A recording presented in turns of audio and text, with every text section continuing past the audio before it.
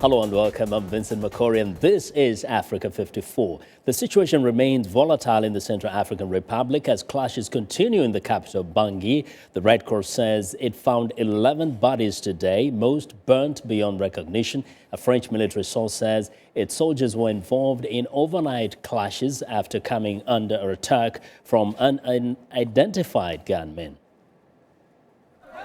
The protesters burned tires as French troops tried to contain them. Witnesses said that a crowd of angry Christian residents armed with machetes and wooden weapons gathered in the neighborhood of Ngaragba near the French embassy to protest against ongoing attacks by Seleka. French and African forces tried to disarm members of the crowd. Meanwhile, behind the safety of barbed wire and patrolling French troops, trouble is growing at Bangui airport. Food supplies are running low and more than 100,000 displaced people sheltered there don't feel safe to return home. There is insecurity in the neighborhood. We can't go home. The French-led Sangaris force must instill order in the neighborhoods and also in the interior of the country.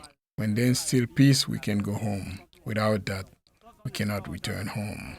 That insecurity is also affecting the World Food Program stationed at the airport. We are currently running out of stock. We have big problems with nearly 40 of our trucks that are blocked at the border between Cameroon and CAR. The drivers are too afraid to cross over to CAR because of the insecurity. It was hoped that the appointment of Catherine Samba-Panza as interim CAR president would calm the violence that has driven more than 1 million people from their homes. Samba-Panza hopes to alleviate these problems as soon as possible. The Central African Republic is big, and from a security point of view, which is a priority, we will start with Bangui and we will have deployments in some big cities. And then we will try to go more widespread in the interior. It's really the objective, to have security back as soon as possible. Samba-Panza also plans to meet with the Muslim Seleka rebels and the Christian anti-Balaka militia, whose fighting has displaced more than 1 million people and killed at least 2,000.